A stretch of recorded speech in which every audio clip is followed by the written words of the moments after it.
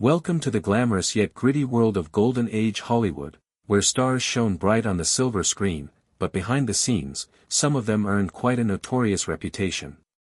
From wild scandals to fierce rivalries, today we dive into the lives of the 21 biggest jerks who left their mark on Hollywood history. Get ready for tales of charm, controversy, and chaos from the golden era of cinema. Errol Flynn, the Golden Age's most notorious rebel. In the dazzling world of Golden Age Hollywood, where glamour and talent ruled the silver screen, few stars captured the public's imagination quite like Errol Flynn. Known for his swashbuckling roles and charismatic screen presence, Flynn was the ultimate matinee idol. But behind the charm and dashing smile lay a turbulent personal life filled with wild escapades, womanizing, and reckless behavior. Born in Australia, Flynn burst onto the Hollywood scene in the 1930s, quickly rising to fame with films like The Adventures of Robin Hood and Captain Blood. However, his off-screen antics often made headlines just as much as his films. Flynn's reputation for partying hard, drinking heavily, and his numerous romantic entanglements made him a magnet for scandal. Despite his undeniable talent, Flynn's reckless lifestyle sometimes jeopardized his career. Legal troubles, controversial relationships, and brushes with the law painted a picture of a man living life on the edge. Yet, this wildness only added to his legend, making him one of the most fascinating, and infamous, figures of Hollywood's golden era. In this video, we'll explore how Errol Flynn's charisma and chaos combined to make him one of the biggest jerks in Hollywood history. Charlie Chaplin, a central figure in early Hollywood and widely regarded as a cinematic innovator, has a legacy complicated by serious ethical concerns. While his artistic contributions, such as The Kid and City Lights, remain influential, his off-screen conduct raises issues that would be deeply scrutinized under modern workplace and ethics policies.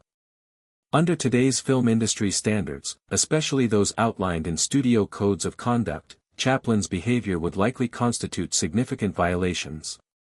His relationships with underage actresses, including marriages to 16- and 15-year-olds, would be seen as exploitative and a breach of safeguarding protocols. Allegations of emotional abuse and manipulation from former partners, especially those who worked under him, would fall under misconduct and abuse of power clauses. Furthermore, Chaplin's perfectionism on set, which included subjecting actors to extreme numbers of takes and emotional stress, would now be flagged for creating a toxic and potentially hostile work environment. Studios today implement mental health guidelines and on-set well-being policies to prevent such conditions. Though Chaplin's work undeniably shaped cinema, his methods and personal behavior would clash sharply with modern professional standards that prioritize consent, respect, and safety. Recognizing this helps contextualize his legacy through a more balanced and ethically informed lens. Mickey Rooney, once celebrated as America's favorite child star, had a career that spanned 9 decades, but his off-screen behavior often clashed with the wholesome image he projected. Known for his roles in the Andy Hardy series and musicals alongside Judy Garland, Rooney grew into a difficult and often abrasive adult. Colleagues frequently described him as egotistical, short-tempered, and dismissive. He reportedly insulted co-stars, including a young Elizabeth Taylor, with whom he worked on National Velvet. His behavior was said to be loud, erratic, and attention-seeking, often making sets uncomfortable for others. Rooney's personal life was equally chaotic. He was married 8 times and faced serious financial troubles, gambling issues, and allegations of emotional abuse. Under modern industry policies, his behavior, particularly his verbal mistreatment of cast members, would likely be classified as workplace harassment or unprofessional conduct. Today's film and television studios uphold strict codes of conduct that promote respect, mental health support, and equitable treatment on set. While Rooney's talent and longevity in Hollywood are remarkable, his legacy is complicated. He remains an example of how early fame, when unchecked by personal accountability or policy protections, can evolve into harmful and damaging behavior behind the scenes. Bette Davis, one of the most iconic actresses of Hollywood's golden age, was celebrated for her fierce talent, commanding screen presence, and groundbreaking performances. However, her off-screen personality was equally intense, and often combative. Known for her fiery temper and relentless ambition, Davis clashed with directors, producers, and especially co-stars. Her most infamous feud was with Joan Crawford, a rivalry that spanned decades and culminated in the legendary tension behind the scenes of Whatever Happened to Baby Jane. 1962, Davis reportedly demanded top billing, undermined Crawford at every turn, and later made disparaging public comments about her. Davis's competitiveness extended beyond professional ambition. She was known to hold grudges and openly criticize those she believed were less talented or threatened her spotlight. Under today's industry standards, such behavior could be considered disruptive and toxic. Modern workplace policies emphasize collaboration, respect, and anti-harassment practices, especially in high-pressure environments like film sets. While Bette Davis remains a trailblazer who broke barriers for women in Hollywood, her legacy is not without controversy. Her off-screen behavior serves as a reminder that even great talent must be balanced with professionalism, something today's codes of conduct are specifically designed to uphold and enforce. John Wayne, a towering figure in classic American cinema, was revered for his roles in westerns and war films that defined a generation. However, his off-screen persona was often divisive and controversial. Known for his domineering presence on set, Wayne had a reputation for being inflexible, intimidating toward co-stars, and openly dismissive of actors and crew he deemed unprofessional or politically opposed to him. His strong anti-communist stance made him a vocal supporter of the Hollywood blacklist during the McCarthy era, where suspected leftist artists were barred from working. Wayne's views on race, expressed most infamously in a 1971 Playboy interview, have drawn widespread criticism. He defended white supremacy, dismissed the suffering of Native Americans, and made derogatory remarks about Black Americans. Under modern film industry policies focused on inclusivity, diversity, and harassment prevention, such statements would likely result in disciplinary action or public backlash. Studios today prioritize creating respectful and equitable workplaces for all cast and crew members. While John Wayne remains a symbol of classic Americana and cinematic heroism, his legacy is clouded by views and actions that reflect a different, and deeply problematic, era. His career serves as a complex case study in how fame can shield harmful behavior from consequences. Milton Berle, known as Mr. Television, during the early days of TV, was a pioneering comedic talent whose influence helped shape the medium. However, behind the laughter and charm, Berle was widely regarded as difficult, profane, and egotistical. Colleagues often described him as controlling and abrasive, with an overwhelming need to dominate every room he entered. His off-camera behavior was peppered with crude jokes, inappropriate remarks, and a relentless desire for attention, traits that alienated co-stars and writers alike. Berle's conduct would not align with today's entertainment industry standards. Under modern workplace policies, especially those governing harassment and professionalism, his behavior could be considered disruptive and even hostile. Studios and networks today enforce strict codes of conduct that protect employees and performers from verbal abuse, inappropriate comments, and toxic work environments. These policies aim to foster respect and accountability, qualities Berle often ignored. Despite his enormous contributions to television, including helping establish NBC's early dominance, Berle's legacy is tarnished by his off-screen persona. His story highlights how talent alone does not excuse unprofessional behavior, and how contemporary policies are vital in creating healthier, more respectful creative environments, something that was often lacking during the golden age of Hollywood. Gene Kelly was a beloved Hollywood icon, famous for his athletic dancing and charismatic screen presence in classics like Singin' in the Rain and An American in Paris. His charm and talent made him a favorite among audiences worldwide.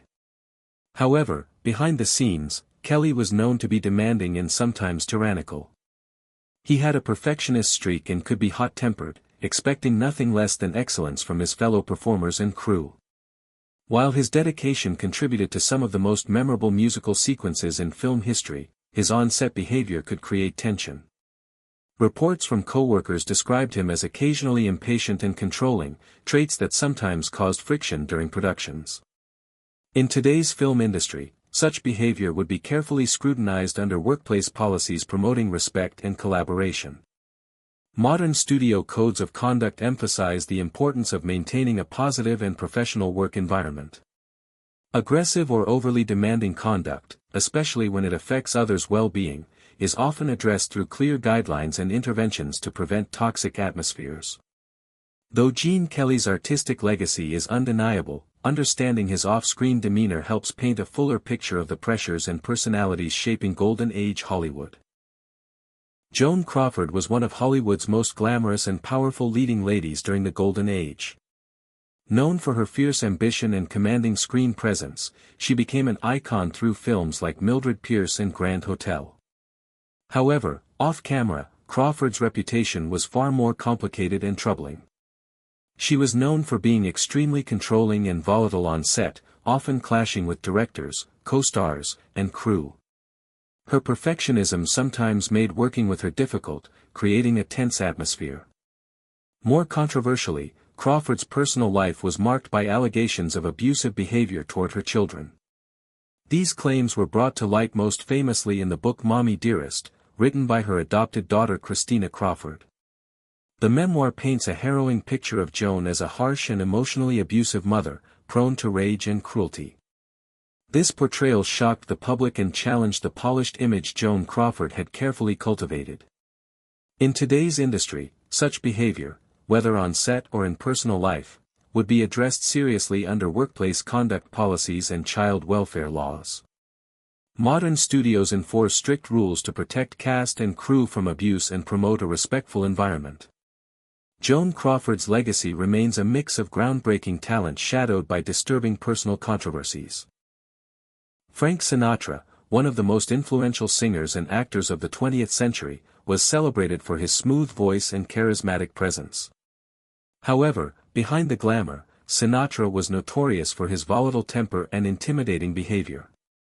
Stories from colleagues and industry insiders describe him as a demanding and sometimes ruthless figure, known for bullying co-stars and crew members to get his way. His influence and star power often allowed him to exert control over projects and people around him. Sinatra's rumored connections to organized crime added another layer to his complex persona. While never legally proven, many reports suggest that he maintained ties with mob figures, which contributed to his reputation for wielding power behind the scenes, sometimes through fear or coercion. This environment enabled him to enforce his will and intimidate those who crossed him. In today's entertainment industry, such conduct would violate workplace policies that promote respect, safety, and anti-bullying measures. Studios now emphasize creating healthy, harassment-free environments, with mechanisms to address abuses of power, protections that were largely absent in Sinatra's era. While Sinatra's artistic legacy is immense, acknowledging the darker aspects of his personality provides a more nuanced understanding of his impact on Hollywood culture and the challenges faced in balancing talent with accountability. Otto Preminger, a highly influential director during Hollywood's Golden Age, was known as much for his cinematic innovations as for his notoriously harsh demeanor on set. Nicknamed Otto the Terrible or Otto the Ogre, Preminger's directing style was marked by a ruthless, authoritarian approach. He demanded complete control over every aspect of his productions and was infamous for berating actors and crew alike, often humiliating them publicly to achieve his vision. His exacting standards and uncompromising nature led to tense, sometimes toxic working environments. Actors recalled feeling intimidated and exhausted under his direction, with little room for collaboration or dissent. Despite this, Preminger's films, including Laura and Anatomy of a Murder, are considered classics, showcasing his undeniable talent for storytelling and pushing boundaries in Hollywood. Under today's industry policies, Preminger's behavior would be highly problematic. Modern workplace codes emphasize respect, professionalism, and the psychological safety of cast and crew. Public humiliation, verbal abuse, and authoritarian leadership styles are discouraged and often subject to disciplinary action or intervention. Otto Preminger's legacy thus serves as a reminder of the complex balance between artistic brilliance and ethical leadership, highlighting how far industry standards have evolved to protect creative teams from toxic environments. Bing Crosby, one of the most beloved entertainers of the 20th century, was known for his smooth baritone voice and relaxed charm in films and music. He became a cultural icon through classics like White Christmas and Going My Way, embodying warmth and wholesomeness on screen. However, Crosby's private life, particularly as a father, painted a starkly different picture. In memoirs and interviews, several of his children, especially from his first marriage, described him as emotionally distant, harshly critical, and even physically abusive. His son Gary Crosby revealed in his autobiography that Bing regularly disciplined them with belts and verbal insults, creating a household marked by fear rather than affection. While some disputed these accounts, the consistency of these claims among multiple children raised serious concerns about his parenting style. Under today's standards, such behavior would likely fall under emotional and physical abuse, subject to both legal consequences and social accountability. Current child welfare laws and family support systems are far more robust, and public figures are now held to higher standards in their private conduct as well. Though Crosby's artistic legacy remains influential, his role as a father reveals a troubling contradiction between his public persona and personal behavior, one that complicates his place in Hollywood history. Faye Dunaway, a celebrated actress with iconic roles in films like Bonnie and Clyde and Chinatown, earned critical acclaim for her intense screen presence and complex characters. However, her off-screen behavior has long been a source of controversy. Dunaway developed a reputation for being extremely difficult to work with numerous accounts of unprofessionalism, emotional volatility, and outright hostility on set. During the filming of Chinatown, tensions between Dunaway and director Roman Polanski became legendary. She reportedly clashed with him repeatedly, culminating in incidents where she allegedly walked off set and refused direction. On other projects, including the Broadway-bound play Tea at 5, she was fired for creating a toxic work environment, including reports of verbal abuse toward crew members and erratic behavior. Under today's industry standards, such conduct would likely violate workplace policies that prioritize respect, safety, and professional collaboration. Studios and stage productions now enforce strict codes of conduct that aim to protect cast and crew from verbal harassment and unstable working conditions. While Faye Dunaway remains an undeniably talented actress, her legacy is complicated by persistent reports of disruptive and abusive behavior, reminding us that great artistry does not excuse mistreatment of others in the creative process. Herbert Marshall, a distinguished British actor known for his smooth voice and dignified screen presence, starred in classics like The Letter and Foreign Correspondent. On screen, he often played refined, composed characters, winning audiences with his calm demeanor and sophistication. However, his private life told a different story, marked by emotional turbulence and, at times, public controversy. Marshall was involved in several high-profile romantic relationships, some of which ended in volatile confrontations. One of the most notorious was his relationship with actress Gloria Swanson. Their affair, while she was married, caused a scandal in early Hollywood. Later in life, Marshall was known for his volatile temper, especially when it came to affairs of the heart. Though not widely documented in mainstream media at the time, accounts from those close to him and in gossip columns suggested that he could be emotionally erratic and occasionally confrontational in public. In today's entertainment industry, public displays of aggression or instability, particularly toward romantic partners, would raise concerns about emotional abuse and professional conduct.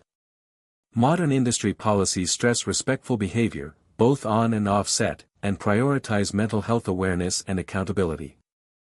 Though Marshall remains admired for his work, his personal life reveals a more complex and less flattering side of the Golden Age gentleman.